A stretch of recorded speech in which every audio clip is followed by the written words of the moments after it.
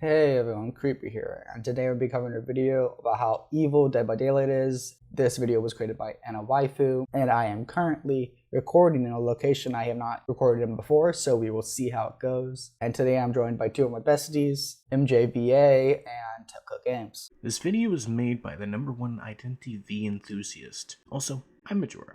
I play DBD. Hail to thee, dear viewers. Name's Tailcoat. I upload about as often as night bugs are fixed. I'm a Frosted Snowman knockoff and night apologist, which I dare say sums up all you need to know about me. Dead by Daylight is bad. I honestly rather be swimming through shark-infested waters, eat a bunch of Popeye's biscuits without any water, and play War Thunder than have to play a single Swift as killer in Dead by Daylight. Dang, this person hates DBD so much that they would rather play War Thunder. Speaking of War Thunder, I wonder if anyone here has spent over $1,000 on that game. You know, personally, just in my humble opinion, that just sounds like fake news that I don't want to hear about, fake news that no one should give the time of day. I don't think anyone will do that. That sounds crazy.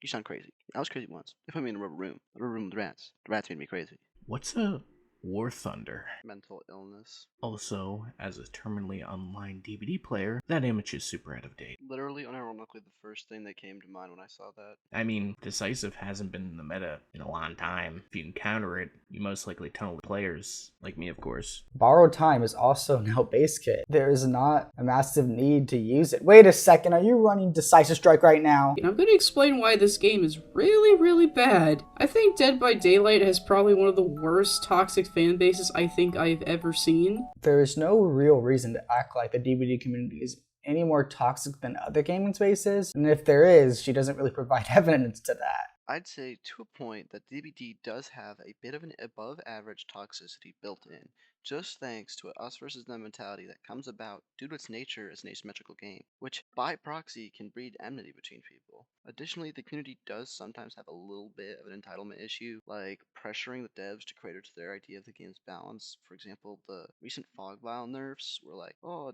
just because it's new, it's unplayable. Why does the obscure vision item obscure my vision? Unplayable, must nerf. But if Anna Waifu wanted to make this argument that Tailcoat just made, she should have actually done it instead of just making a statement that it's toxic. And that is pretty impressive. So strap in, folks, while I talk about this buggy, glitchy, messy, ugly, video game. So grab your sippy cups, your popcorn, and your Nanu body pillows. That's not a body pillow. Yeah, he would know. We're going to take a deep dive into why this is a really bad game. Let's get into it. This is the Bible. Holy crap, I don't even know where to start. I think there's so much to talk about. I actually think it's kind of crazy how bad this game is and no one really talks about it. I think there is a lot to say. Well, I mean, they have, but they still give the game money, and they still play the game, so, I don't care. How dare a streamer stream a game? This is the end of the world. If you spend money on a game, you're not allowed to make criticisms of it. As you know, if you love something, you don't want it to be better. First things first, why is this game so ugly? Like, I honestly think the art style from the original just looks so much better in 2016. At least it looked like a horror game. At least it was kind of creepy. At least it was dark. At least the killers were threatening. Remember this for later because they bring up a game they prefer over DVD. I think it's weird to say you prefer a game's older art style when it was objectively worse. Also, the darkness was a big issue, especially with the moon bouquet, which darkened the map further. The devs themselves said they wanted more control of the map lighting. If you want darkened maps, play Dredge. But no, it just looks generic as fuck. Like, I think this art style is so generic to me. Like, I really do miss the old atmosphere of the older game, which is why I have a filter that makes that atmosphere come back, because at least the game was actually creepy. Oh, wait, oops, I forgot that this is a horror game. Did you forget it was a horror game? No. But fine, whatever. If you guys like your generic-ass art style, fine, whatever. Also, the character models. The character models are so ugly. Oh my god, it's so ugly. From the images you provide, it does not appear that the models are actually ugly, but instead the facial animations appear to distort the models. I mean, just like leftists, they gotta make everything so fucking ugly. Maybe I'm not educated in this area, but what's the leftist art style? Like, CCP propaganda? Soviet posters? I don't know. I might just be uncultured. I'm a freaking Has-Been Hotel fan for crying out loud. Maybe they mean the freaking bean mouth images that used to circulate back in the day. I don't know if you know the ones we're talking about. I'm sure people will get it on screen. Oh, did you hear? It's the new killer. The leftist. Like, what is this? What is that? What is this? Get it off my screen! It's disgusting! It's hideous! You see, I put a bunch of out of context pictures. I am very smart. All the women are so ugly in this game, except Kate, I guess. But everyone else is just so, ugh. I mean, I wouldn't mind the opportunity for Kate to dance with me if you catch my drift. Square dancing! I meant square dancing. Get your minds out the gutter. And it's not just the survivors, man. The killers themselves look kind of, I mean, I guess a bit weird. How scary. A black woman. The horror. Like, what is actually wrong with the way she looks? She seems to be just like an average human being, like minus the scarring. I say you wouldn't have this issue if you didn't have a low graphics setting, because her model is actually really detailed. And Snug is cute. But I guess that's the, the point, because they're killers, but I don't know, man. Some of these, some of these killers look kind of off, if you know what I mean. No, I don't know what you mean. The unoriginality in this game is actually kind of impressive. I hate the argument that, oh, well, the game can't have so many unique killers because there's like 40 of them and they're running out of ideas. And then I see Identity 5 right there in the spotlight where all the killers have different powers and are different in any single way. This is a game we talked about earlier. The game is even less scary than DBD. It's more cartoony, and also, like, it just collabed with Farron of all things. Major literally played the game to see if it was scary, and while it was a pretty good asymmetric horror game, it's not, like, very spooky. If we were to judge DBD for not being scary, you would have to judge Identity 5 as well. Also, Identity 5 was based on DBD with the help of Behavior Interactive, the makers of DBD. My favorite part is when I walked over to the person, slapped them, picked up cartoony balloons, and launched them into space. That'll show them. Can I please pet that dog? Can I please pet that dog? Maybe some of them have similar abilities, but most of the time, most of the killers in that game are actually different and unique. She said that for the most part, killers are unique in Identity 5, which is also true for DBD. It is also possible for killers to have similar abilities, and also to be unique at the same time. And once again, she also fails to provide actual examples to the points that she is making. It's because Identity 5 is more creative and it's a better game. Please go play that game over Dead by Daylight. It's much better. Oh my god. If the developers weren't so goddamn lazy up there in behavior, they could make potential killers that are different from each other and actually make a lot more sense. Maybe actually make more killers that are more unique and could actually stand the test of time against Swifts. Because the only two killers that are actually decent against high level tiers because of the stupid MMR system is Nurse and Blight. You use anybody else, get fucked, eat shit.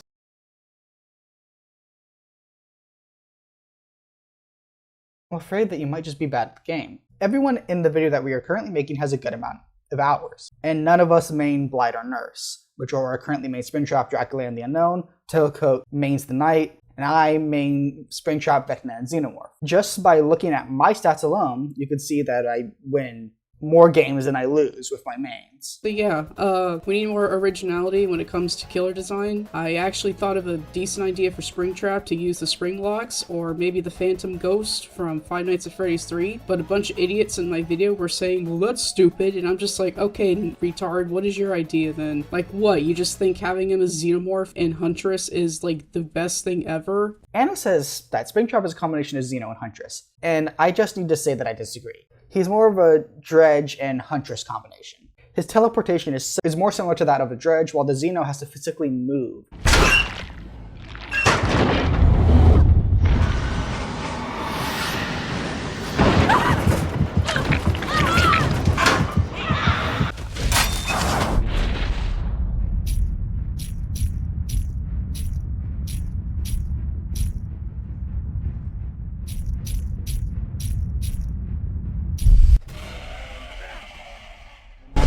Also, Springtrap's axe is unique since it could get stuck in a survivor and you grab and jump scare them. I'd say, hi sir, what would you like for today? I would like a killer that has teleportation and a anti-loop ability. How original. Oh, but it's a licensed killer. Daring today, aren't we? Like, do you guys understand what I'm saying? Like, come on, man. Like, I swear, every single killer, aside from a couple, have just similar abilities to each other because the devs are so goddamn lazy. Also strange you bring up teleportation killers, since the most recent ones don't really have teleportation, except Springtrap, but he walks through a door and ends up on the other side of the map. Similar to Xeno, except he doesn't actually walk through the office, player controlled. Ghoul uses his ability to traverse the map, and Houndmaster just follows their dog to a place. The last teleportation killers being Dracula, being able to teleport between windows and pallets via bat form, which is similar to Spirit and Dredge, because in bat form you can't see survivors except scratch marks, and teleportation takes a bit of time between a vault. Yeah, a lot of what they said, a lot of these killers have been like dash killers. Like there's been a lot of dash killers lately, but I don't feel like we've had like an overly excessive amount of similar killers in the sense of things like lately we've actually been getting pretty good. I don't know what this was about. Instead of making Springtrap just Huntress and Xenomorph, why not make him more unique? Why not give him the ability to send out the phantoms to scare survivors so you can know their location, or maybe to damage them or something, anything like that. Instead of making the doors just pretty much useless, because I don't know anybody who uses them in high-level MMR, why not make it to where you just play Five Nights at Freddy's, and when you find Springtrap, you can kind of slow them down or hinder them, but at the same time, those doors use energy, or it could use the generator's energy. That would be pretty fucking cool. It's literally what you do though. Go up to the door and you can pursue a series of cameras located on the other doors to see where the killer is, although when you finally find the killer, it doesn't hinder them. In fact, people have established they really don't like killers receiving. Rather, it merely reveals them to all the survivors. And not only that, but it has the power drain mechanic you wanted, shared across all the doors, just like what you asked for. The survivors have to balance it. Literally what you asked for, and as it stands, Springtrap is literally one of the funnest killers to play as and against, with interesting counterplay. Even if you really probably shouldn't be counterplaying the doors, you should probably just be doing gens. At least 2 gens. Why? 2 gens. I personally love playing Springtrap and playing against him. But no, we gotta be lazy, gotta do the basic minimum amount of shit as possible, and people eat that up for some reason. Like, the Tokyo Ghoul chapter was much better than the FNAF chapter. At least Tokyo Ghoul was pretty awesome. At least Kaneki looks pretty cool. At least his ability is pretty fun to use. I mean, it's not fun to go against, but it is fun to use if you're the killer. I think the game works better when it has a fun to play killer, as well as that killer being fun to play against. Like, holy shit. And has anyone noticed that we haven't been getting as many survivor and killers in the same pack together? Like, the Walking Dead chapter is so bad that we only got 2 survivors I don't even care about. The chapter being only survivors is nowhere near its biggest problem. Also, you do not need to enjoy every DLC a game has. But what about, like, Negan? I wanted Negan in the game. I don't get anything I want in this fucking game, dude. I've been waiting for Candyman for 7 years, still haven't got him. Do you think Behavior has total control of all licenses in existence? No, Matthew Cote does. He's the head of partnerships. They can't just add anything they want. I mean, I would love Candyman to be in the game, but the license holders would have to agree to it. Also, Tony Todd's passing kind of makes it harder because we no longer have the original actor. Well, I mean, I did get Springtrap, but he turned out to be shit, so I don't care. Oh my god, this game is so lazy. Like, I honestly think it's funny because the little poll that was in the beginning of the offering screen, that dude has a name. His name is Jim. Jim the Pole. Because the devs are so goddamn lazy. They didn't even play a match to see that pole, that glitch in the game. Why do people still play this shit? That's no little pole. That's Jim Beam. Treat his holy name with the respect it damned well deserves, lest you damn thyself to a place waiting for you. Specifically, the darkest pit of hell has opened to swallow you whole. This game is so glitchy, it actually makes me think that Fallout New Vegas has less spaghetti code than this game. I'm not even kidding. I think Fallout New Vegas performs better than this. It performs better than Dead by Daylight, a game made in 2016 and has been a massive game since then. It should have like 100,000 employees and It's 2025 and there's still issues with its code? I really hope you are joking about the amount of employees. She then goes on to rant about DEI, but she doesn't really explain how this really has anything to do with the game itself, and is instead referring to a single meeting that happened in behavior months ago. There's no real evidence to behavior hiring based on race. Also, she randomly states that the company that owns Identity 5 are a smaller company, and that's just like not true at all. Anyway, that's all I have to say. Bye-bye. Socialism is when the government does stuff.